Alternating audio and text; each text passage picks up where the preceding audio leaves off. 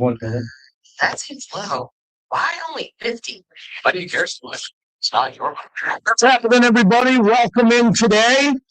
It is Wednesday, March 4th. Good to have the bricklayers here. Let's go. Let's get some people to hit the like button. Let's get some new subscribers. No Nonsense Wednesday. Well, there's a lot of nonsense going on. I am not your home of TMZ Raiders. That's going to be the focus of the monologue. I have no gossip for you today. There's a lot of Raider gossip out there. A lot of Raider gossip. I'm going to see the Elvis movie tonight, Clay. If you'd like to play a little Elvis throughout the show, I'm going to go see Elvis. We're going to the 8:30 screening of Elvis tonight. The Las Vegas Raiders, the JT Brick Show. Modelo Especial is a rich, full-flavored Pilsner style. I am not in deep Henderson, but are you, Rob? KOLV, are you in deep Henderson? Yes, Clay Baker is here. Viewer Boy Q on Unnecessary Roughness, 2 to 5 on Raider Nation Radio, 9:20 a.m. KRLB Las Vegas. It's the JT the Brick Show. This is the Silver and Black. This is the Raiders. This is a historic franchise. This is no ordinary job. Your Silver and Black home to sound off for over 25 years. I don't care if I offend somebody. If it isn't right, I'm going to stop practice. We're going to do it the right way. And now, here's JT the Brick. Out of the gate, JT with you as we start today, Wednesday, March 4th, 2026. Busy day. It's already been busy. Jump on in whenever you want. We got a lot to cover today. It's the off season, but it's probably one of the most important off seasons that I can remember as I enter year 29 of my affiliation with the Silver and Black. Wow. Time has flown. Last couple of years have been a little rough, but hey, I don't mind it. I'm here to work and provide you an opportunity to talk about your team or the NFL and other topics here as we're ready to roll. And we are brought to you by Modelo. Modelo, the fighting spirit of Modelo, our proud partner. Everybody help us out and tweet us out if you can. I got the tweet out. I'm going to send it to everybody right now. And you can watch the show live on YouTube as we are building a really nice audience there, and we appreciate it. It's a quality audience. There's not 60, 70, or 100,000 people in there, no. But we're going to get there. We're going to get there one bricklayer at a time. We need you to subscribe and share if you can do that. And if you do today, you'll see me wearing an AC/DC shirt, Akadaka, as they call them, out there in Australia. So the focus of the monologue today is I am not a rumor monger. This is not TMZ Raiders. I woke up today and my phone was blowing up, baby. Oh, boy, was it blowing up. Everybody wants to know, what do you think? What do you think? What do you know? What do you know? I say it, I got a 2-hour radio show to tell you what I know. Number one, simple rules. We have to let new people in. We have new people. We have to tell them the rules. We are different than other providers where you get your content from. We are the flagship of the Raiders. So we are in partnership with the team. Now, you might say, what does that mean? Well, we play by different rules. We play by different rules than people that can just throw up their phone and scream into it and then hit send. We have different rules here. Sometimes people don't get that and they don't understand it. And we have rules. So we treat the team in a professional manner. We don't go after the owner. We don't go after the coach. We criticize the coach all day long if the coach isn't winning. You do remember that with Pete Carroll, and I'm hosting the post-game show, and they lost almost every game they played. So we're able to do that. But I also had to interview the coach every week, and we have a high level of respect for the head coach. And then we don't gossip about what happens in the building. Oh, I'm sorry, everybody. Can't do that either. I can't go, shh, come here, I got gossip. We don't gossip about Raider employees. Any employee, from the president of the team to the head of sales, to someone who's in the weight room. We don't gossip about that because they're employees and I'm an employee. So that takes that off the table. But we do talk about football, and we do talk about players like Max Crosby, who everybody believes is on the trade block or not. And we talk about that. And what my job has been the last couple of weeks, which is not difficult, it's very easy. My job the last couple of weeks is to cipher through all of this crap and garbage, cipher through it all, and then just try to tell you my opinion on it. I'm not here to tell you that Max Crosby is going to be a Raider for life. I'm not here to tell you Max Crosby won't get traded. I will react to that whatever happens. You know where I stand on Max Crosby. I consider him a friend, a dear friend, and he's one of the great players that I've ever covered in my career. So I would love him to be here because I don't know half the guys or 3/4 of the guys on the team. And I've been around a bit, and I'm at a lot of events. I'm there. I'm the guy who's behind the microphone. I know Jack Bash, and I know Max, and I know Ashton Genty. I think I know Bowers. I know their families a little bit. I know JPJ, but I don't know most of these guys. And guess what? We're bringing in a whole bunch of new guys who've never heard of me, and they've never heard of you, and they've never heard of anybody. They've heard of Tim Brown. They heard of Rich Gannon. Some of them don't even know who Fred Biletnikoff is, one of the greatest players of all time, because Fred's in the 80s, and the guys who are coming into the team who are brand new are 22. So they just don't know people that played in the 60s, 70s, 80s, or even the 90s, like Steve Wisniewski. So what I like to do is cut through the muck and try to give you my opinion. I'm not here to be 1,000% right, but I'm transparent and I'm always honest with you. I never lied to you. And there's other things about what's happening with the team that I have to hold close to the vest for obvious reasons because I'm in the building. So you can take that for whatever you want. You can talk about what Mike Silver said today or what Mike Florio says or this or that. You can have opinions on everything. I'm not looking to take away your opinions on anything. I'm just telling you in my 2 hours that we have to act accordingly, and we're not the gossip show. We like to talk X's and O's. We like to talk sports. We want to talk about the draft. The draft is Mendoza going number 1. Captain Obvious stuff. And the other big topic is Max Crosby, who the Raiders don't seem to have on the trade block. Let me repeat that. The head coach and the GM on record both said at the Combine a week ago that he's their best player and they're in the business of keeping players. A matter of fact, the coach, and Clay will get that soundbite with Coach Kubiak. Coach Kubiak was very passionate. So I'm going to play this soundbite every day that I'm on. I'm off tomorrow. Vinny's in for me tomorrow. I'm going back to see my mom and dad in Florida. I'll be back Monday. A real quick trip. But this is what the coach of the Raiders, who just took the job, said about Max. The guy that we really want on our team. It's a guy that we really want on our team. And it's simple as that. We want Max to be a Raider. And the few interactions I've had with him have been very very positive. Really excited about working with Max this year. The guy we want on our team, as simple as that. Can somebody make that T-shirt? The guy we want on our team, simple as that. That's the head coach. That's the head coach who said that. So that's what I work off of. I don't work off the housewives and the people that want to tear the Raiders down and the people that want to trade Max for nothing. I work off what the coach said at the Combine. He wants to keep Max Crosby. John Spytek kind of said the same thing. So you got John Spytek before coach saying that they want to keep Max Crosby. And that's the last thing we know because no one is really talking. John Spytek is not talking to these NFL insiders or the coach, giving them information behind the back of Max Crosby. What they're doing is they're probably fielding phone calls.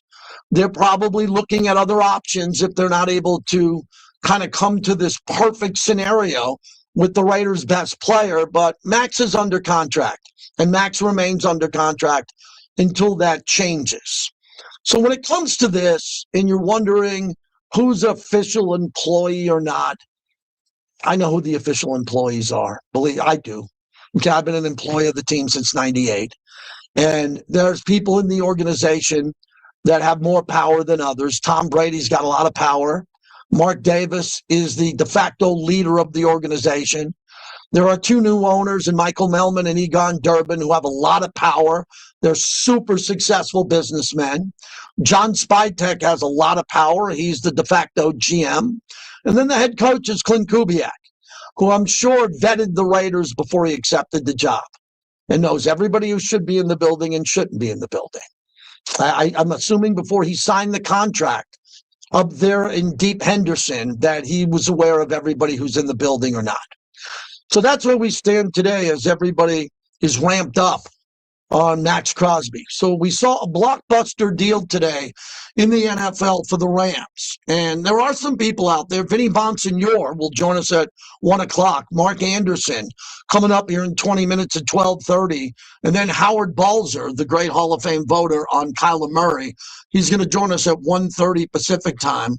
But we saw it today. We kind of know today that the Rams don't care much about draft picks at all. They want players. I like that philosophy. I like to get players more so than draft picks, but most GMs will tell you they want draft picks more so than making trades. So the Rams and the Chiefs have agreed to trade, and it's a big one. All-pro cornerback Trent McDuffie to Los Angeles for a package of draft picks that includes the number 29 selection of the upcoming draft. Well, the good news for the Raiders is we don't have to see Trent McDuffie. He's pretty good. He's pretty good. The Rams just got a all-pro corner who should be a Pro Bowler. He's the same age. You know, when you look at, he's a young guy. He's a good player. I don't know why the Chiefs want to give him up, but they know the player. They want to go in a different direction as they reshape their team. But the Rams are all in on bringing in a player. So a lot of other people, and Vinny put out a column today at the California Post, would Max Crosby help out the Rams? Yeah, he'd help them out a lot. They got a really good defense to begin with, a lot better than the Raiders' defense. So the Rams fired the first shot. McDuffie is entering the final season of a rookie deal. He's expected to sign a long-term extension with the Rams. So even though the league year isn't here and this isn't official yet, we got to assume that as they put this deal together, the reason the Rams made this trade, which they're about to announce, is because they know they can sign the player long-term. I mean, who would want to sign with the Rams long-term if you're going to trade for them? In April, the Chiefs exercised the fifth-year option in McDuffie's contract, making his salary $13.6 million fully guaranteed. Along with pick 29, the Chiefs will receive a 2026 fifth and sixth round draft pick and a 2027 third round pick. Now, that's a big haul for a guy that you normally don't want to walk out of your building. You don't want that to happen. Mahomes was among Kansas City's players to react on social media after the news of the trade broke, writing, "Damn, oh boy, this is a guy Mahomes practices against every day. This is a guy he practices against every day and, helps Mahomes get better." So deals now are getting constructed and put together, and that's a pretty big deal. So the good news is, I think there is good news. He's out of the AFC West, McDuffie. But now the Rams seem to be a team that's really looking to pounce. The Rams see this window that they can win the Super Bowl again because here's the key, everybody. They're running out of time with Matthew Stafford. Clay, they know they already got one with Matthew Stafford. They were, I think, Clay, just as good, if not better than the Super Bowl champion Seahawks. And they came up this short. If you can see my fingers on YouTube, this short, you know what they're saying now? McDuffie will be the reason we beat the Seahawks because the Seahawks might lose their MVP running back and they might lose other players, and the Rams said it's our time to pounce. And Jackson Smith and Jigba. Now you got somebody that can cover him downfield and other weapons and make life hard for somebody like Sam Darnold. But now life gets a little bit easier for a 38-year-old Matthew Stafford. And the last time I remember the Rams getting this aggressive for a corner was back, 6-7 years ago when they got Jalen Ramsey before COVID. And eventually that turned into a Super Bowl winning team. Yeah, they got Jalen Ramsey recently, and now they're getting McDuffie. And then, people are going to stir it up that Max would be a good fit there. And for those who say that Max can leave, of course he could leave. The Raiders are in control of the contract and the player. The Raiders would have to get an offer that they couldn't refuse to do the deal. But if you're Max Crosby and you're looking around the league after this McDuffie move, and you're looking at Los Angeles, on a private jet, being a 45-minute flight, the Rams are one of the best teams in football, and they will remain one of the best teams in football. And a lot of teams out west are looking around going, ooh, man, look at the Rams today. The Rams are out there doing something big. So good for the Rams. They run that organization really well. Les Snead, the whole organization. We know McVay is just a quarterback whisperer. Really good player there. And I did not think Stafford would have been that good last year as he was. He was great. He played a lot more than I thought. He was healthy for a long period of time. So today, when we got up and Mike Silver put out some content about Max, and, everybody's now swarming. Everybody's swarming, and that's okay, because everybody who's a content provider has got to make a living. They got to make a living. Everybody has to. I make a living doing 3 jobs. I have 3 jobs, which are kind of full-time. Late night radio, afternoon radio, and the Raiders. And this is kind of my off season for the Raiders. This is when I'm normally in Maui, and I'm not. And I normally get the hell out of here because I need to decompress. And this off season is going to be a little bit different because of Mendoza, because of the first pick overall in the draft, free agency, who could be coming, who could be going. So it's a little bit different of an off season, and I'm here for all of it. I'm here for all of it. And I'm here for you at 702-365-9200. Look, the Raiders had the worst team in football last year, arguably. They got the number 1 pick. It was a terrible season. And with that, the Raiders got the number 1 pick in the draft and rumors that their best player wants to win. That's what comes with being the last place team in football. You got players who are like, wow, what am I going to do? Can I win somewhere else? And you got the first pick in the draft. That's what you get. So this part of I knew this was coming. I just think the thing that I find most fascinating about all of this in general is that the fact that there's a lot of people chirping that don't know anything. I mean, my phone's blowing up. I'm talking about some of my best friends, guys I travel with, guys who stay at my house, actually coming to me saying, what do you know? What do you know? What do you know? And I'm like, wow, if you're doing that, what's it going to be like when I get to work today? When I get to work, what is everybody going to be saying in my chat? Well, there's already 250 people in my chat asking me, what do I know? I told you what I know. I sat down with Max Friday night with his wife for 2 hours. It was really nice and pleasant. And I know all these insiders are trying to make a name for themselves to try to be the first to say they got it right. And all I do is I get on my phone on Twitter and I just bookmark everything. I bookmark everybody who has a different opinion, who says, well, this is going to happen. This is going to happen. I think this is going to happen. And the majority of them know nothing. They know nothing. But there are NFL insiders who have been covering the NFL for 10, 20, 30 years who are really good. And they have a long history of being journalists. And they have sources that I respect. I have sources that I respect. Their sources: Jay Glazer, Ian Rappaport, Mike Garafolo, Mike Silver. You don't have to love them all, but they have sources. They have people that are involved that they can pick up a phone. But I have the same ones. I really do. I have the same sources that they have, especially at the Raiders. We know I have as good, if not better, sources than the majority of them, because the majority of everybody who worked for the Raiders have been fired in the last 10 years. The majority of the last group of coaches and GMs who all worked here got fired in the last 10 years. All of them. Okay, so if you had sources with Gruden, did you have sources with McDaniels and Pete Carroll and Antonio Pierce and Rich Bisaccia? Now do you have the same sources with Clint Kubiak? Maybe. There's a couple who do. I bet you Jay Glazer does. I know that Adam Schefter does. A lot of other people, but the majority of the new breed of NFL insiders don't know anybody in our building. Maybe a former scout, maybe a former GM. They know Spytek from his years in Tampa or Denver. That's great. That's great. Maybe they bumped into John Spytek walking in to the field house in Indianapolis and said, hey, John, how you doing? And John said, I'm doing great. How are you? And now they're putting out a tweet. I talked to John Spytek yesterday. Oh, yeah, you said hello to him. You think you're getting information about the Raiders' biggest prize, Max Crosby? Now, if I'm wrong, you know where to find me. But I think the Raiders are really buttoned up on this issue because Spytek and Kubiak both said at the Combine that Max Crosby, they intend to keep him, and they want to keep him. And if they don't keep him, if they don't, for whatever reason, they get an offer that they think is excellent for the organization, they will have press conferences and explain why they made the move. I don't have a press conference. I have a YouTube channel and 2 radio shows. I'll tell you what the deal looks like if they make a deal. That's it. But a lot of people now, there is chum in the water, baby. Oh, there is chum in the water. because it's 2026 and we have social media. And we have a lot of social media. And we got guys on TV shows wearing hoodies and dirty sneakers and hats on backwards. They're on actually TV, and they're trying to make a name for themselves too.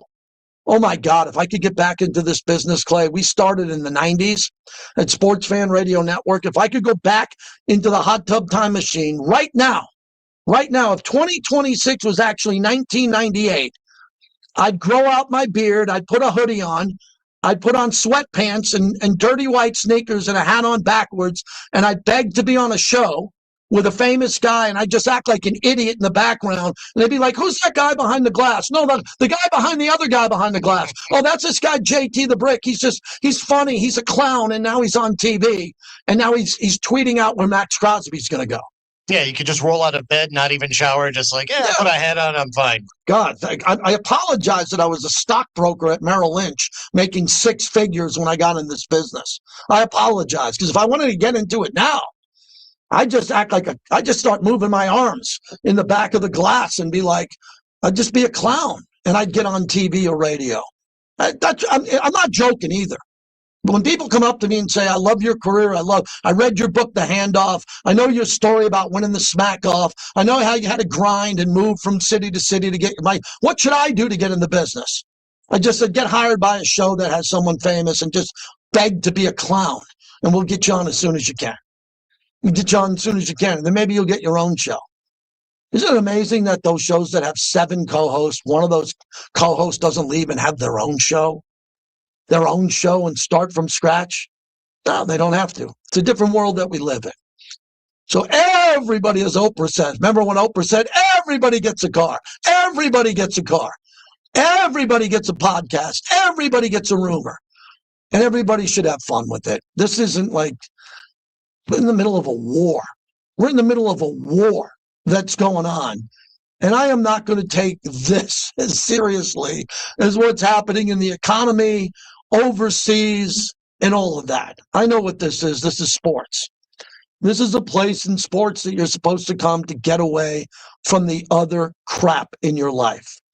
One of my best friends is staying at my house. He's a big-time roadie in the rock and roll business, and he does some side work here. So he's staying at my house for 2 or 3 days. And we went to breakfast today. We went to breakfast at our local diner, and one of the people there who know me came right up to me. What do you hear about Max? As I'm cutting into some eggs, some wheat toast, and I'm like, okay, what do I think about Max? I think Max is a great guy. That's it. Everybody wants to know. And everybody has opinions with Max, and we'll see what happens here in the next couple of days and or weeks. There's a good chance I won't be on the air if it happens, and we will have someone on the air to cover the story here. 702-365-9200. So here's Albert Breer, another guy I respect a lot. I really think Albert Breer's good. He's got a lot of sources around the league. Here's his latest on Max Crosby. To understand this, you've got to go all the way back to the very beginning. And that was him injuring his knee back in October. At that point, he knew, the team knew that he was going to eventually have to have surgery. The question was when. It was a pain tolerance thing to some degree. So he was under enough pain in December that they decided to go back in and have scans a couple days before Christmas.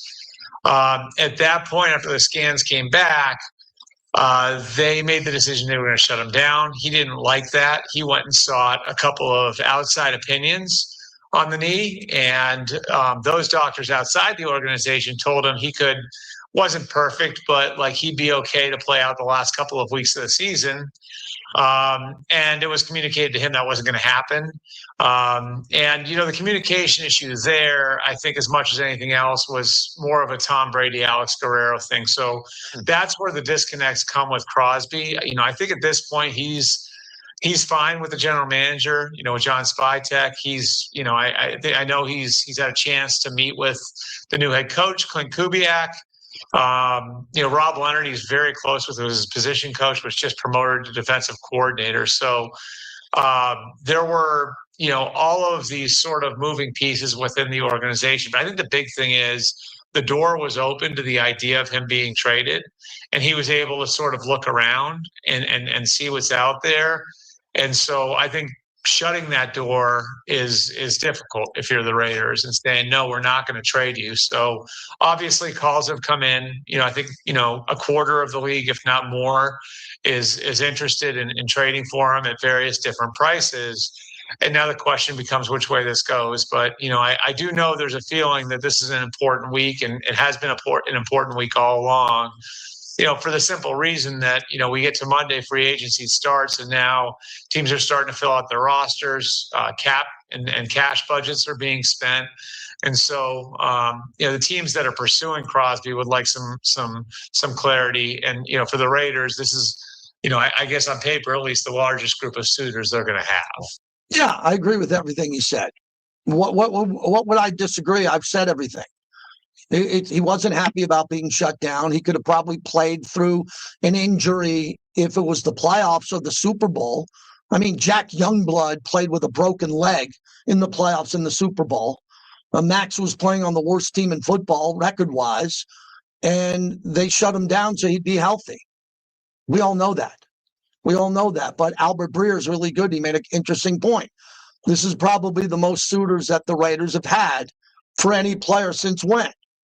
Probably Devontae, right? When Devontae was basically checked out, and Devontae handled this, I think, poorly when he did. But Devontae got a big upgrade. He went to a team that was a Super Bowl contender, and he wanted to win. Max is different. Max, no matter what happens with Max, if he plays somewhere else or plays his whole career with the Raiders, Max Crosby's a lot more loyal to the Raiders than Devontae Adams ever dreamed of. Not even close. Don't ever make that comparison. Not even close. So that's where we're at. And then there's other NFL insiders across all the world here that think, hey, man, the door's open for something to happen, and you would not be wrong. The door's always been open for the Raiders to have a player under contract to move if they got an offer they can't refuse. Okay, I would think I could say that about Bowers 2 years from now. If there's 7 teams in the league that are looking at Bowers and it would require 2 first-round picks for Bowers, I'm sure someone's going to say, well, Bowers wants to win. Let's do this. Going to happen to all the great players in the league. One of the great callers in the history of the show. Chris in West Oakland to start us off. Hey, JT. Yeah, it's been a while. This is the time of year that normally bores me, and I'm involved in basketball. But I'm gonna push back on one thing. Not push back, disagree. I think the Max thing right now, although it's different circumstances because of the holdout, I compare it more to the Khalil Mack. Young guy in his prime. Devontae was an older guy looking to win. He's not going to be around nearly as long. This reminds me a little bit more of the Khalil Mack situation. And look, I got nothing but respect for Max Crosby, and in no way are the Raiders a better team if they trade Max Crosby. However, unlike the Rams that just made a big splash, who have limited time, you got to figure you got maybe 1 or 2 years max left with Matt Stafford. They're in a totally different ballpark right now than the Raiders are. If somebody blows you away, offers you 3 first-rounders or 2 first-rounders as a starter, and you think you can make your team better, as I've said on many occasions calling into you, the Raiders have been in a situation where they've been so bad for a while now, you've got to look at any and all means to make yourself better. And if trading Max, and it would take an offer to blow you away, but if they think they can do it and you trust Vitek and Brady that they can get the draft picks and not hit, then that's something you have to look at. But as of right now, like you said, it's content providers. We're in the middle of March. The only thing I got to look forward to right now is March Madness. I really don't care about the NFL. But guys got to have something to talk about. And Max right now seems to be the low-hanging fruit. And until, he's either traded or not traded, we're going to hear about this probably up until draft day. Now, let me segue to one thing I'm the most worried about right now with the Raiders. Not most worried about. They're in a situation I don't believe they need to make a big splash. They're not close enough where you bring in a big-time free agent. But with the money they have right now in free agency, next week, all I want to hear about is this team went out and signed 2 or 3 starting offensive linemen to surround Fernando Mendoza with so he can start his rookie year and you're not worried about health. That is the Raiders' number 1 priority. Obviously, you want to get better, but you've got to draft Fernando Mendoza. You've got to put the pieces around him where he's protected and he can grow and not get hurt. I trust Brady and I trust Vitek at the moment. They haven't given me any reason to show me that they shouldn't. But other than getting blown away by an offer with Max, I want to see this team focus on free agency next year. And the first order of business is you've got to upgrade this offensive line to protect the asset that you hope is going to be your quarterback for the next decade and a half. Anyway, my friend, it's been a while. Have a great time visiting your parents. I'm glad your mom's on the mend. Yep. I'll give you a call in a couple of weeks, my annual drunken phone call tweet for Thursday for March Madness. Thanks for taking my call, brother. Later. Yeah, Chris, I might join you up there. I might need a break to head up to Tahoe and sit there and watch some March Madness with you. You know, Chris is really good because he's been a season ticket holder since the 70s, right? And he's up to speed on everything. Really the biggest thing, and Max is the loudest thing out there, the loudest thing. But the biggest story is he made a great point in that phone call, tremendous point. The Raiders have $100 million now to spend. They're not going to have $100 million maybe next year to spend. We don't know what the number's going to be. Now you got to spend it. Now we have to spend it to protect Mendoza. Now you could say if God forbid Max is gone, and I do say God forbid, it would suck if Max was gone. I've said that from day one. I think he's going to be here. I want him to be here.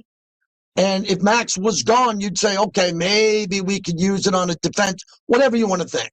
But Chris made an outstanding point. The money is available now to go get offensive linemen.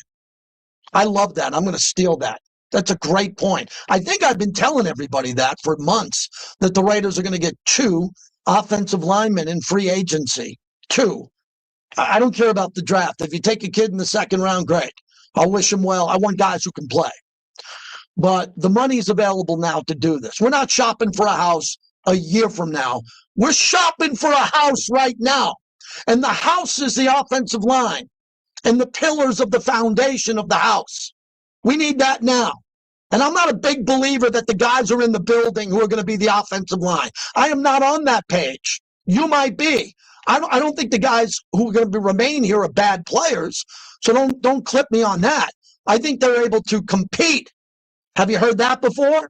They're going to be able to compete to be on the new offensive line. But I like the guys who are not in the building to get the jobs on the offensive line, other than a couple. That's the monologue as we open it up.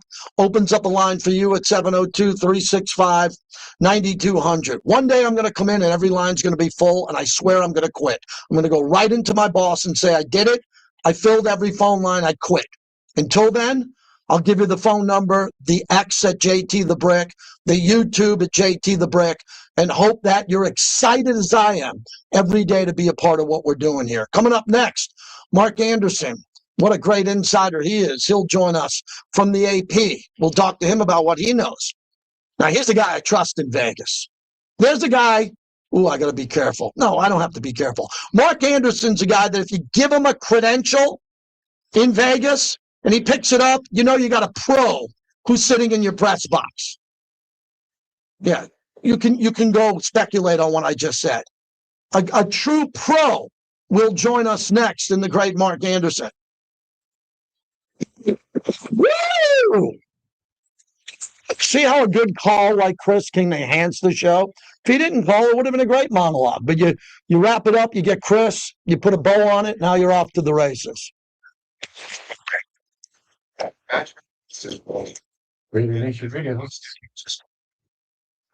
think it's a signature state. Oh, hey, what's going on, dude? Hey, I'm all right, thanks. We got a guest coming up. Do you want to wait? We have a guest coming up next. Want to wait? Raider Nation Radio 920. Quit Gaming is the official and exclusive local casino partner of the Las Vegas Raiders at Allegiant Stadium. Bring your friends, have some fun, but always bet on black. Visit their 10 casinos across the valley. Don't let the game get out of hand. Please bet responsibly. Thanks, JT. Grimaldi's is hands down my favorite pizza in Vegas. Only at Grimaldi's can you get their famous New York style pizza. Grimaldi's has 4 locations in the Vegas Valley, or check them out online at Grimaldi'sPizzeria.com. Shane Heidi here with Darren Millar from the Vegas Golden Knights. When it comes to luxury, no one does it better than Finley Cadillac and the Valley Auto Mall. Plus, they have an exceptional service department with a team of highly skilled technicians. They go above and beyond to keep vehicles running smoothly. Whether it's routine maintenance, repairs, or upgrades. How we doing, chat? What's going on? Ensuring your car stays in pristine condition. Plus, Finley Cadillac at the Valley Auto Mall offers convenient pickup and delivery. Visit them online at FinleyCadillac.com to schedule your appointment. Oh, Yeah, what's going on? Excited for VGK. VGK has not been playing well. Fun to make things right. You're in charge. The choice is All right, I told Mark we'll call in a moment. He's ready.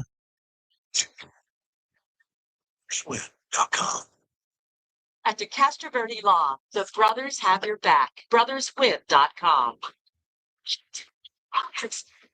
Power Shift by NV Energy is all about taking savings to the next level.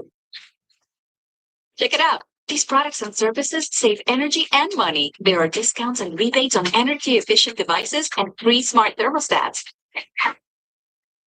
Take savings to the next level at nvenergy.com/PowerShift. PowerShift by NV Energy. This is what we do. I got the power. Student success at Crystal Ray St. Vitus Executive of the Year Luncheon. Join us on March 11th from 11 a.m. to 1:30 p.m. at the Rio Hotel and Casino for an inspiring afternoon honoring Tony F. Sanchez III of NPA. Anybody want? My sister's at the Yankee Red Sox game today. My young sister is there. I'm going to see her tomorrow. Well, tomorrow I'm going to do the show, and then after the show, I'm out of here. And then Vinny Bonsignor will be in for me Friday.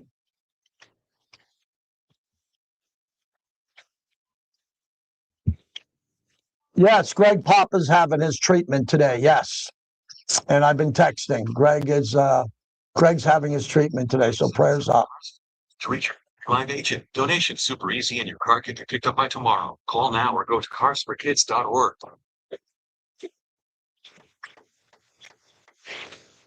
Did you know you could donate real estate too?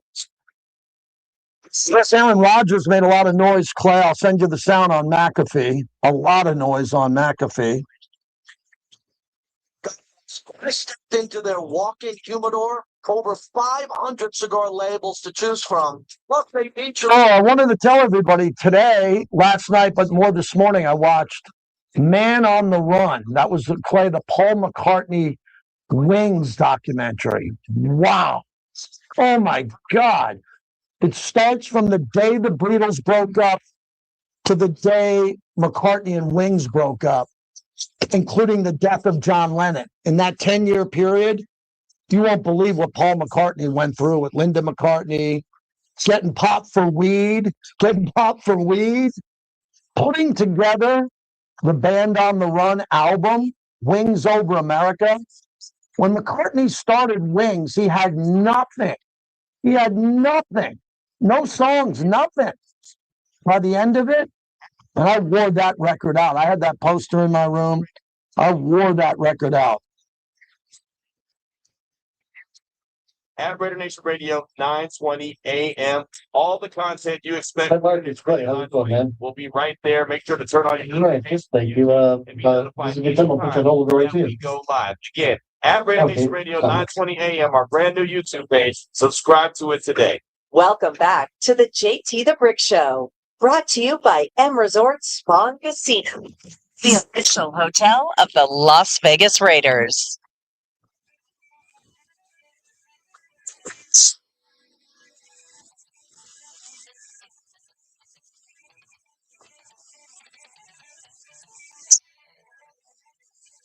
First and 10 on the Raiders, 34, Bornix under center with a plate fake. In the pocket, looking to throw, and he's sacked back at the 39-yard line. He fell into his offensive lineman. Max Crosby with his hands on top, so he will get credited for the sack. JT, back with you as we continue on. Thanks to Boyd Gaming. The Boyd family made a tremendous donation to UNLV, and UNLV last night, Josh Pastner, his signature win as they sweep Utah State at home. I watched most of that game last night as I was on the air. UNLV basketball looked incredible as I bring in Mark Anderson from the AP. And Mark, before we get to the Raiders, I got to give Josh Pastner credit. I don't think it's a very good team. I don't think it's a team that he wants to have years from now. But he got them to play hard, and Utah State's the best team in the league, and they got swept by the Rebels. Yeah, and especially when you look at how the season began. I mean, they had how many injuries? So it seemed like half their team was hurt, which is probably about right. Had those awful early season losses. I mean, he could have lost the team within the first couple of months. And not only did he keep them together, but they they play hard for him. So that to me is always a big sign too. If the team plays hard for the coach, that tells me an awful lot, and this team clearly does. So I know John Rothstein did tweet it out today that he thinks UNLV could be a bid stealer. I'm not completely sure I'm quite there yet. It's one thing to beat Utah State. Go win the Mountain West tournament. That to me, I don't know. I don't really see that happening. Well, I don't think they can win it either. I don't know if they can get by Wyoming, let alone get by Utah State again, but they have a puncher's chance. And no matter what happened, they put on a show, which they need to do at home to sell tickets going forward for the future. Let's go into your Raiders reporting on Max Crosby. What would you like to add? Because it seems like national media, local media, everyone wants to get in front of the story, but you're with the AP. You're really professional and reliable. How do you see this story? I think the Raiders are open to trading him, but it has to be the right offer. I don't think they're just going to trade him to trade him. And I think that's probably why you saw Kubiak and Spytek say what they said in Indy, that they see him being with the team this next season, because he might well be. And so why would you want to alienate him by talking about trading him publicly? But I do think if the offer is right, I think they'll take a hard look at it. And I do think there's an obligation also to do right by Max. He's been given so much to the organization. And if he really is intent on leaving, then maybe you ramp up those efforts. But I think probably they would rather have him buy into what they're trying to do here in Las Vegas. But I can see him getting traded. I just don't think it's a foregone conclusion it's going to happen. How do you think the buy-in for Max? My assessment is Max's buy-in has always been big because he's always in the building. If Max was a guy who disappeared for 3 months in the offseason and went to Hawaii and trained in Florida and did all that, he's had a couple of injuries, so he's been pinned down in Vegas to work through it. But the guy just loves it here, and he's always in the building. So if there was no buy-in, if he was disappearing and wasn't in that weight room every day with all the people there, that to me would be a warning flare sent up over Henderson. It's just the opposite. He's still in the offseason, the first guy in the building. Yeah, if you remember that interview he did on the Colin Cowher show, he was wearing his Raiders gear on top of it. I think obviously he wasn't happy that he got sidelined at the end of last season. He wanted to play. He could have played. I mean, if they're in a playoff position, they wouldn't have done that. He would have gotten on the field. But you know, Max wants to win now. He's not into really trying to do things that hamper winning now for the future. He doesn't think that way, and I don't think most athletes really do. So obviously there's some hurt feelings there, but you got a new coaching staff. And I know that Kubek's talked about how he and Max have talked, and so I think maybe they can choose some hard feelings, but I don't think the story is over yet. I think we're still going to wait and see. I can see a team coming in and say that's our missing piece. I know the Bears have been talked about. If you're in Chicago, if you're Ben Johnson, I could definitely see him thinking Max Crosby is our missing piece. So if they really feel that way, then they may make a really good offer, maybe too good to turn down. Yeah, there could be a great offer that we don't know what's happening building right now. Mark Anderson's our guest, but knowing the history of the Raiders drafting, and they get a fresh shot now. This is a new year where John Spytek isn't there side by side with Pete Carroll. It's a completely different atmosphere than John Spytek had with Pete Carroll, who Pete wanted to win and wanted more of a veteran-based team.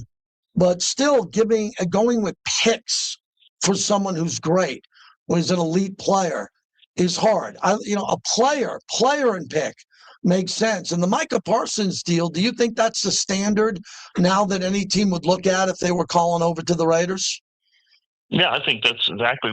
I don't think the Raiders should take anything less than that. Mm-hmm. I'm with you. I mean, first round draft picks sound great. Yeah, but I mean, even top 10 picks don't always hit. There's a big failure rate there. So you trade Max Crosby for a couple of first rounders. There's no guarantee you're getting players of his caliber back. And then especially if you're trading with a team that, like I mentioned, the Bears, like a team like that's going to be picking low, well, then you're talking about like what pick in the 20s. Yeah. So I don't know. I think the Raiders are in a good position to where they shouldn't feel pressured to move him. So if they don't get the right offer, I think they should be all very happy to bring Max back. Mark Anderson, as we wrap it up. Yeah, I agree with you because you get through the off season with Kubiak, Mendoza, and Max. And Max is taking up the topic, not Max Crosby himself, because all he's doing is saying no comment, no comment. He loves the Raiders. But if you can get out of the preseason and go into training camp with Kubiak, Mendoza, a brand new offensive line, and Max Crosby, those are some pretty big steps going forward to get this team back on track. Well, I think so too. Yeah, and I think I'm really curious to see what they do on the offensive line. And you can, and I don't think you necessarily get rid of all your current linemen. I want to see JPJ get another shot. And obviously you've got Colton Miller, who will finally be back playing. So there are some pieces there already you can build around an offensive line, but you could definitely upgrade that.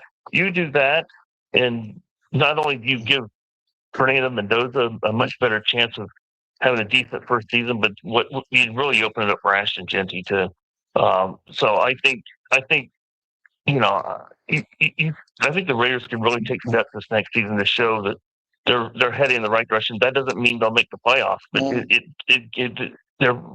you can see the pieces come together, and where they improve during the year. That we think, wow, 2027, this team may make a real run at it. Yeah. Last thing on this, Mark, if the Raiders didn't have the first pick, if they didn't have a shot at Mendoza, say they had the second to the fifth pick, and then they wanted to package players to move up to get Mendoza, think of what the chatter would sound differently like for our conversation today if the Raiders were in the position of the Jets and not in the position of having the number one pick. Oh, especially with this year's quarterback class. I mean, it's Mendoza and everyone else. I mean, I know Ty Simpson. There's all talk he might go late first round, but I don't think under normal circumstances he's a first rounder. Right. I completely agree with you. That's why the end of the season was just so crucial. And I know Max didn't like it, but management did what it had to do at the end of the season, and it put the Raiders in position to get this top pick, and it really did change the conversation. Thank you, Mark. Appreciate it. I'll see you out at some basketball games, I'm sure, with March Madness coming into town. Thanks for doing this. Yeah, thanks for having me on, JT. You take care. You got it. Mark Anderson from the AP, which is always nice. Always nice to have Mark here with a professional perspective. When we come back, also, Vinny Bonsignor at the top of the hour, Howard Balzer on Kyler Murray. I think the Kyler Murray story is massive. And if the Raiders did not have the number one pick, I want to say this on the record. If the Raiders were not getting Mendoza, I'd be all in on Kyler Murray. Just like I was right and I was all in on Baker Mayfield. They both went to Oklahoma. I love them both. I love Kyler Murray as a Raider if we didn't have Mendoza locked up. I'll just say that right now. I would have loved, if the Raiders had the fourth pick in the draft, I'd be screaming today to get Kyler Murray for like a couple $1 million because Arizona's paying for most of it. I would have went nuts on that, but it's not possible. No, Kyler Murray's not going to mentor Fernando Mendoza. You don't have to worry about that. We're brought to you by the M Resort Spa and Casino. 2 towers are better than one. Right there, be right there, be right there. Wake up with the morning tailgate. Jason Fitz-Yappis. I can't find a reason why Mark Davis already knows that he's synonymous with trading away a future edge rusher in his prime. I can't stack that logic of Mark Davis getting a phone call from Max Crosby, him actually making the move. He loves Max. Max loves him. That's what everybody continually says. I don't think Mark Davis wants to be part of another Khalil Mack. And so, frankly, I don't think he's going anywhere. The morning tailgate. Weekdays at 7 a.m. Raising Cane's is the official chicken fingers of the Vegas Golden Knights. Go Knights, and remember, game days taste better with Raising Cane's tailgates. Order a Raising Cane's tailgate and jugs of fresh squeezed lemonade, your favorite game day tradition. And remember, Raising Cane's cooked to order, hand-battered chicken fingers. The Golden Knights in the postseason. Raising Cane's chicken fingers. One love. I'm worth a lot more. I'm worth a lot more. I'm worth more. You know what? You're right. At GiveMeTheVin.com, you are worth more. And your car's worth more. And we want to pay more at GiveMeTheVin. Because good cars are worth more. And so are you. For top price, trust, and ease of transaction, GiveMeTheVin.com, America's best car buyer. And remember, if we don't beat a deal from Carvana or CarMax, we'll pay you $100.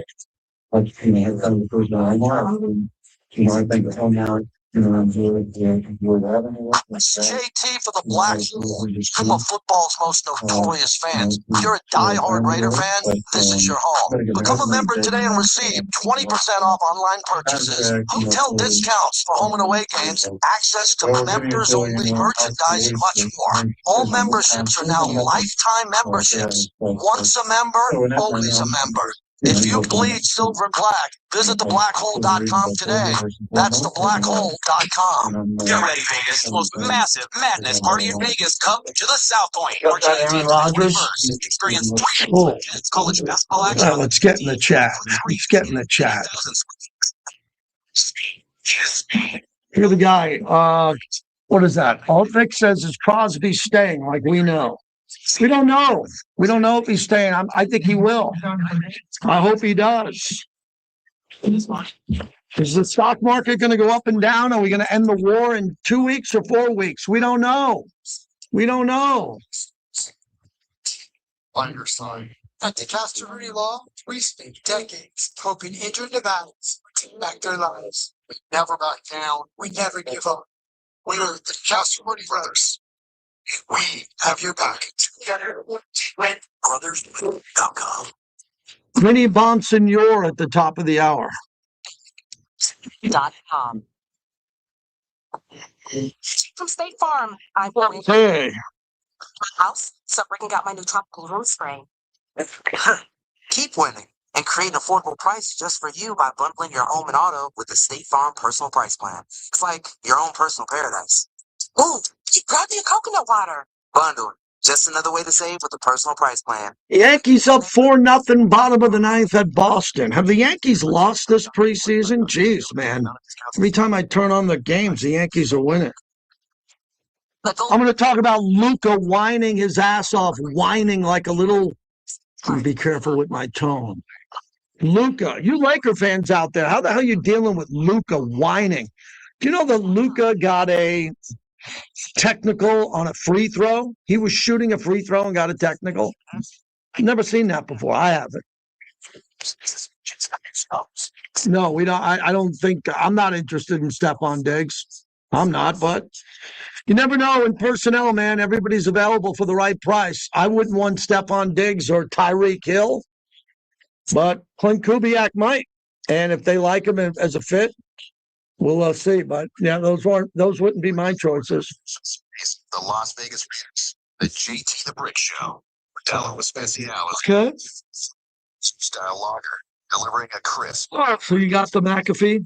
wine experience since 1925. Welcome back to the JT the Brick Show, brought to you by the DeCasta Verde Law Group.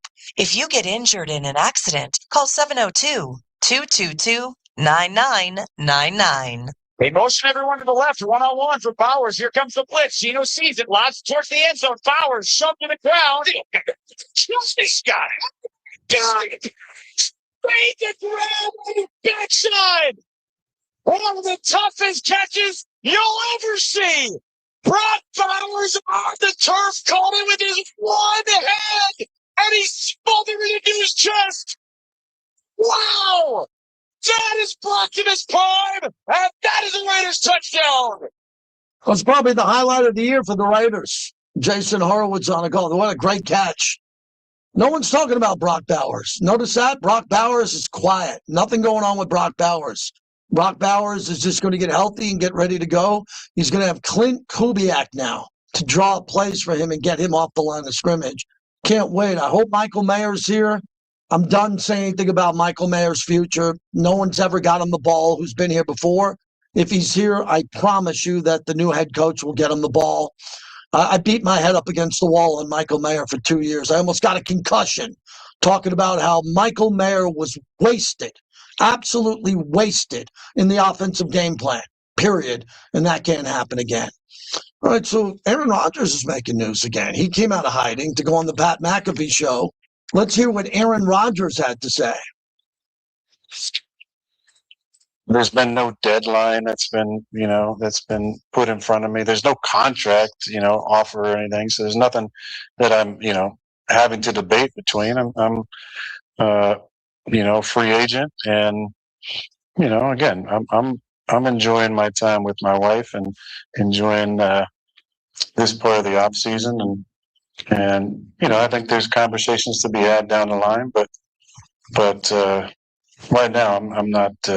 There hasn't been any progressive conversations. I love Mike, and Mike and I have kept in contact over the years. I've had conversations with Omar. I really, I think Omar, enjoyed having me there. I think the guys, had a positive response, to our time together. But again, there hasn't been any deadline set on me. There hasn't been any contract, floated, in front of me for me to like, well, we're giving you till, March the 8th to make a decision on this contract. There's been nothing to that respect. So in that manner, I'm just, I'm working out because of the reasons I told you first and foremost.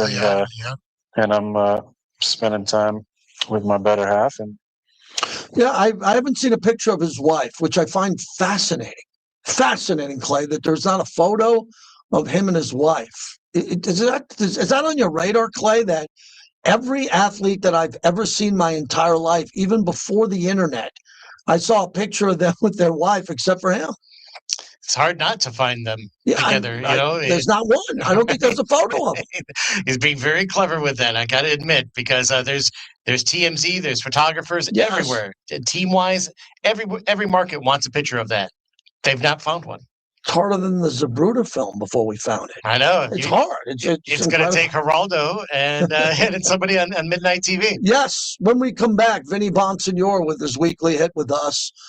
Vinny's been very active over at the California Post and on our morning show. We'll see what Vinny has to say. And then Howard Balzer will check in, the Hall of Fame voter, on Kyler Murray. I think that's a massive story. I do. I think Kyler Murray is head and shoulders the best available quarterback available, better than Daniel Jones, better than Aaron Rodgers, better than anybody. And where will he land? Probably not here in Vegas because of Mendoza. 1 hour up, and we are brought to you by the Castroverde Law Group. If you get into an accident or injured, the brothers win. BrothersWin.com.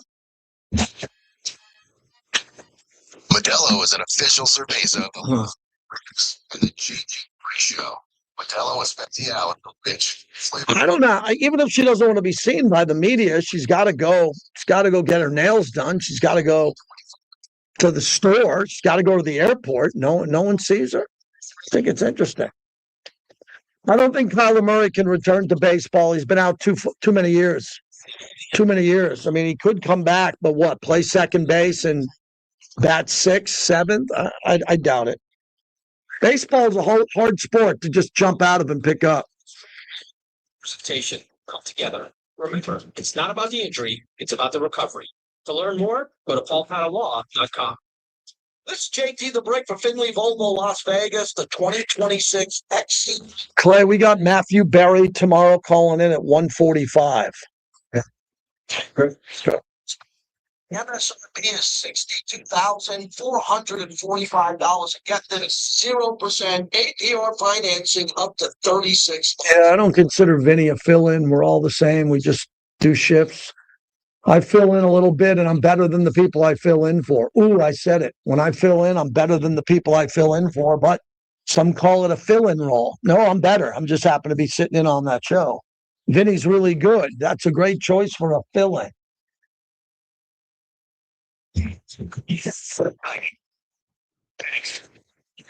So, yeah, I'm going to go see the Elvis movie tonight because I heard it was great from multiple friends who I trust who said it was just fantastic. It's a good topic for the chat. Do you have some cerveza, some cocktails before you go to a movie or not? If you do, you got to get up and go to the restroom in a 2+ hour movie.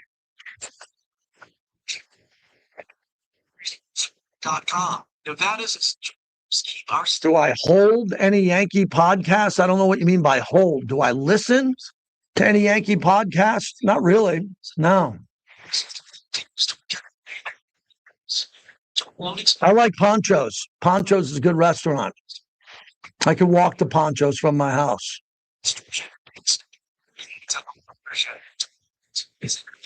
Stephon Diggs being released.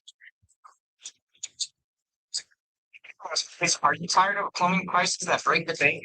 At 365 Plumbing, we're bringing fair pricing back. Family owned and operated, we treat your home like it's our own.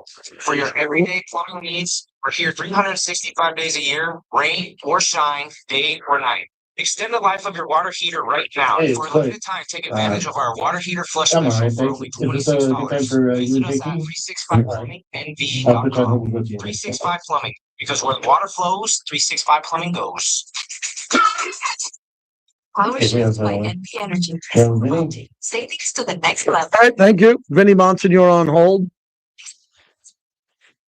And money. There are discounts on energy efficient devices and free smart thermostats. Take savings to the next level at nvenergy.com/powershift. PowerShift by NV Energy. This is what we do. Sound off Air Nation. Join JT the Brick. Weekdays from 2 to 2 p.m. for the most interactive functions. RR&R 920 KRL Las Vegas. It's the JT the Brick Show. You just get up every day, you take one step at a time, and you keep going, and you show up. We have a big mountain to climb, but we're not trying to do it all in one day. Your silver and black home to sound off for over 25 years. It's really important to me that we're a gritty team, that the way that they were back in the old days. It's nothing that we say, it's what we do on the field. All the little things that win that have nothing to do with skiing. And now, here's JT the Brick. All right, JT back with you. Hour number 2 of the show. Thanks for joining us. Always appreciate your time. There's a lot more to get to. Howard Balzer, the Hall of Fame voter, will join us here coming up in about 20, 25 minutes. Stick around for that.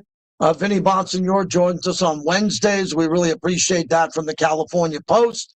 The senior NFL columnist, also our teammate on Raider Nation Radio. So here we go, Vinny. I know you put out a cover story, back cover story. Take it to the max. California Post, the back page, reloading Rams, willing to go all out to acquire disgruntled Raiders defensive end. That's getting a lot of volume today. And tell us about putting that story together. Yeah, I think where the Rams were coming into, coming out of the scouting combine, I think the draft, and feel like there's more immediate need for them to go get a veteran player to really help get them over the hump.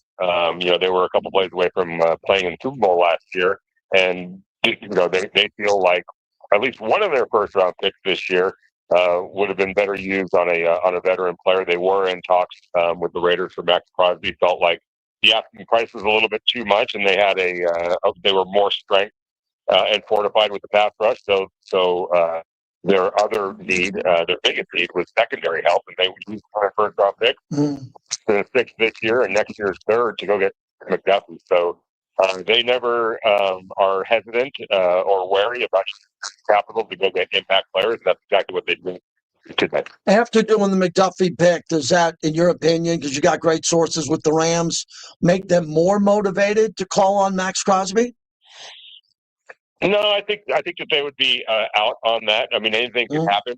Yeah, they want to make a defense, but they got to make a financial commitment now to Trent, and they also have Byron Young, and they have Derek Hurst, and they have Braden Fisk, who are all young, really good players that along the defensive line that are all coming up on new contracts over the next year or two.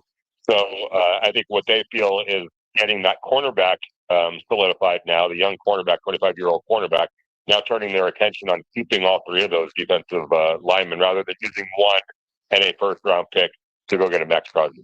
Vinny Bonsignor's our guest. So you were there at the Combine in front of the new head coach, Coach Kubiak, when he said, quote, "It's a guy we really want on our team. Simple as that," in describing Max Crosby. And John Spytek said something similar before that. The motivation of the GM and the head coach to keep Max Crosby, has anything changed in the last couple of weeks? Well, I mean, I think there's 2 things going on. I think that they're open to trading Crosby, and I think Max Crosby, it really feels like, is looking at other opportunities out there that give him a opportunity for right now. So I think there's an openness on all sides to move on, and it's pretty obvious at this point that that's the case. But what the Raiders aren't going to do is just give him away. Right. So until that, and they've drawn a little bit of a line in the sand, and this is what it would take. This is unless you're willing to put together an offer like that, then they're perfectly fine with holding on to Max Crosby. But there is an openness to trade him for the right price. That's interesting because the right price now, it's an interesting time before the league year opens and you can come to terms on doing deals. So I'll just stay with one more with Max Crosby. The sense of urgency on the calendar all year to talk about Max Crosby compared to the sense of urgency for other teams wanting to get something done in the next couple of days. Yeah, there's definitely a sense of urgency. When you look at them, choose what they ultimately did.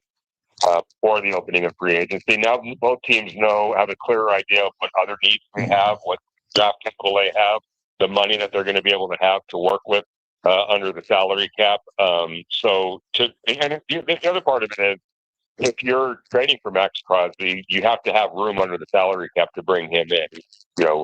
Like $30 million or $35 million, I think it is this year. So for teams that, as you're approaching free agency, before spending all of your money, teams either are under the salary cap right now to bring him in, or know exactly what they need to do to get under the salary cap at the start of the new league year next week to make it happen. If you're talking about 2 weeks down the line, a lot of teams have spent their money, the most of their money or the bulk of their money in free agency. So now it makes it a little bit trickier to add in a player. And from the Raiders' perspective, you want to know, going into the draft, what draft capital you have.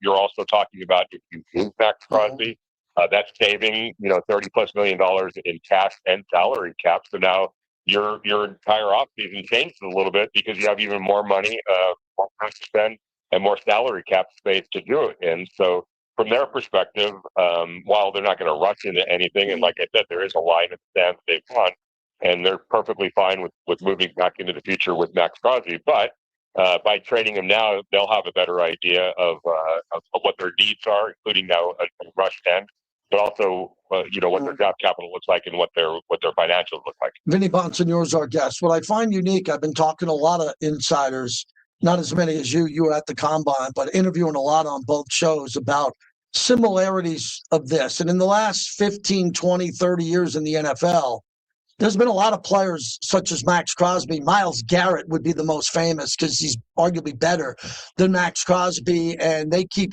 signing with the team when they could have. I go back to Donovan McNabb. I asked him on a radio row, why do you keep signing with this team if you know eventually you're not going to win? Well, he thought he would win. He never did win with that. He ended up with the Commanders, and there are a lot of players in NFL recent history who play on bad teams that have the first, second, or third pick and are in the same position that Max is, the opportunity to go to play for a better team, and they don't.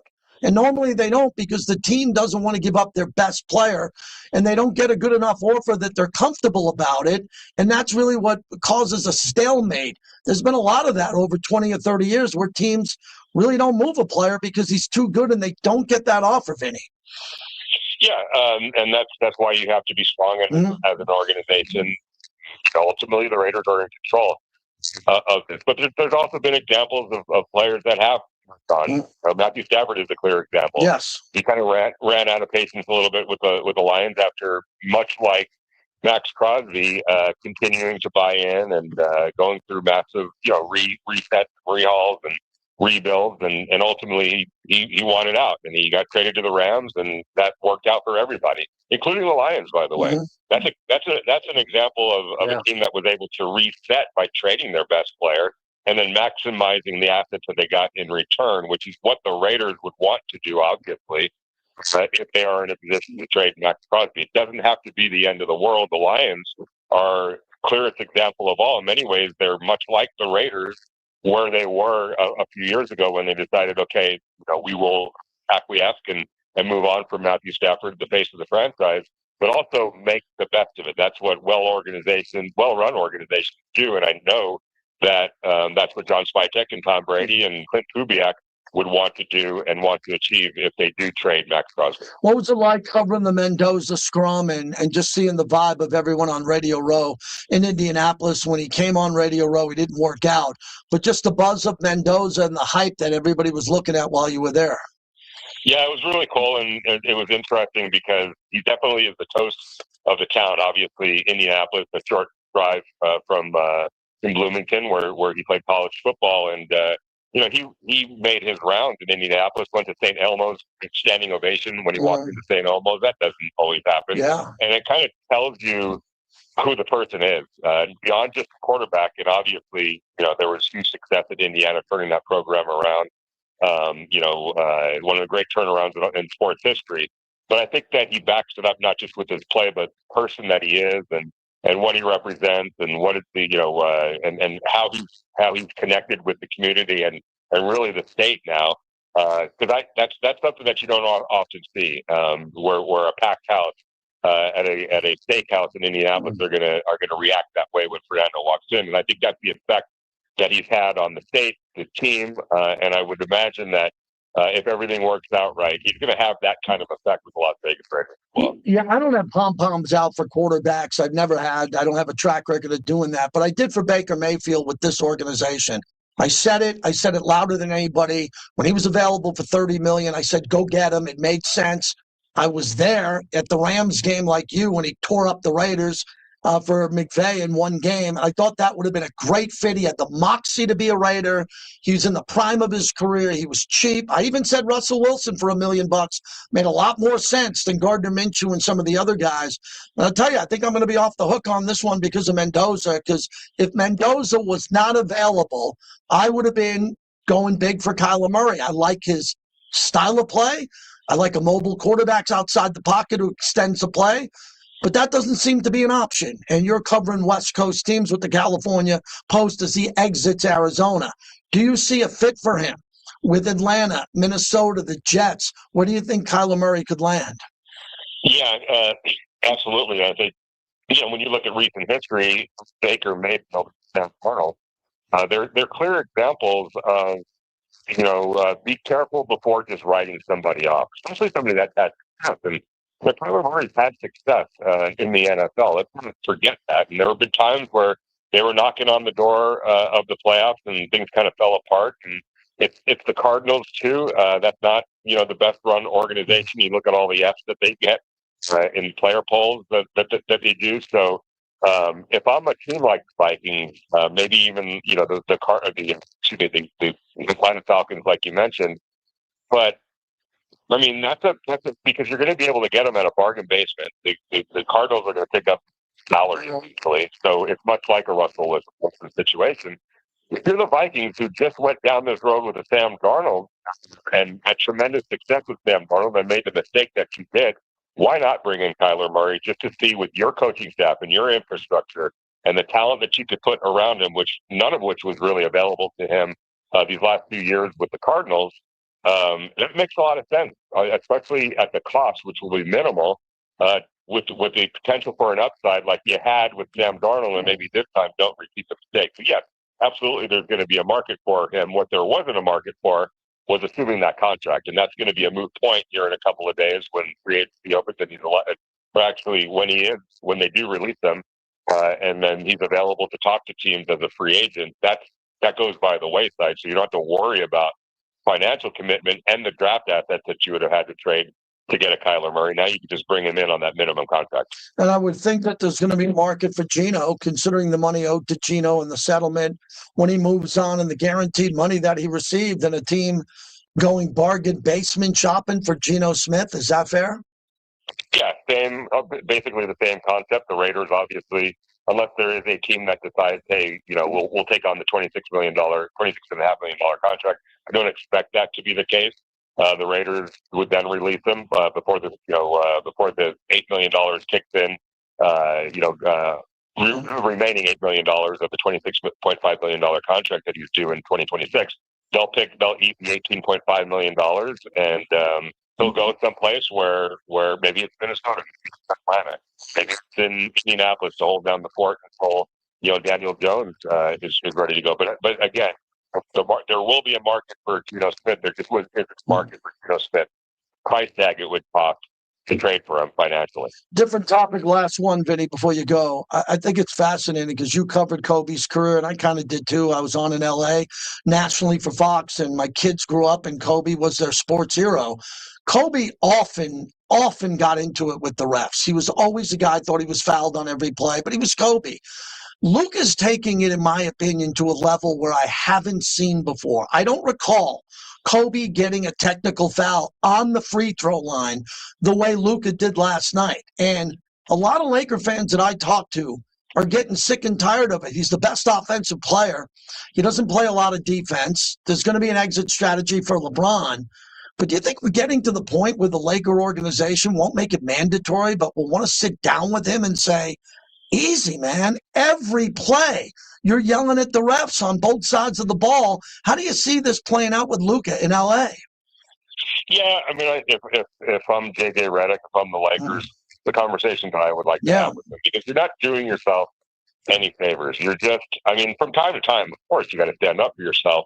But like you said, when it's over the top, always, and always kind of showing up for referees, they're not going to do you any favors when it gets right down to it. They're humans too. And not to say that they're going to go out of their way to make life difficult for you or call fouls that aren't fouls. But we all know in the NBA that things, get, they let him play sometimes, and they would be more prone not to be looking out for Luka because of the way he treats them, and that's understandable as well with this person if that ever happened. So there's a fine line that he walks, and for yourself, sometimes you have to do that, but not gratuitously where it's just the boy that cries wolf scenario where the referees can justifiably say to him, and you cry on every single call, and you're trying to you're showing us up with your facial expressions, your mannerisms, and everything, and your words as well. So that's not going to do you any favors when it gets right down to it. So yes, I would definitely have that conversation if I'm the Lakers. Vinny will be hosting here coming up on Friday. I appreciate you, Vinny. Let's thank your partners and thank you for everything you do for us. Absolutely. Sal's Mexican Restaurant, go to salsmexicanrestaurant.com and they will hook you online, or if you're in Selma, Fresno, or Madera, go check them out and say that the Morning Tailgate sent you. Thank you, Vinny. Talk to you soon. Appreciate you. You too. Thank you. That's Vinny Bonsignor. So Vinny has a lot to say on Max being moved and the Raiders coming together on a potential exit strategy. It's all there at the California Post. You can check that out. All right, when we come back, I got a lot more to get to. If you want to get through, we had some good calls already. We'd like to hear from you, 702-365-9200. I had a really good conversation with Sean Farnham on college hoops. I'm going to play part of that coming up. It was excellent. He joined me last night. UNLV won last night. I'd like to talk about that. And then Howard Balzer is going to join us. And Howard, I want to dive into Kyler Murray. I like Kyler Murray a lot. The connection to where my son went to school in Oklahoma, yeah, that has something to do with it. I'm a little bit biased, but I think he's going to be a good addition for a number of teams. Howard Balzer covers the Cardinals. He'll join us as we continue on the flagship of the Silver and Black. Thank you, everybody. I'm out of here. I will be on, I'm not on tonight. I'm on tomorrow, probably from home. And then I'm going to take a quick road trip. And Vinny will be in for me on Friday. Appreciate everybody streaming the show today. Appreciate all the bricklayers streaming the show. Please share. Please like on the way out. Please like. Thank you very much. Thank you.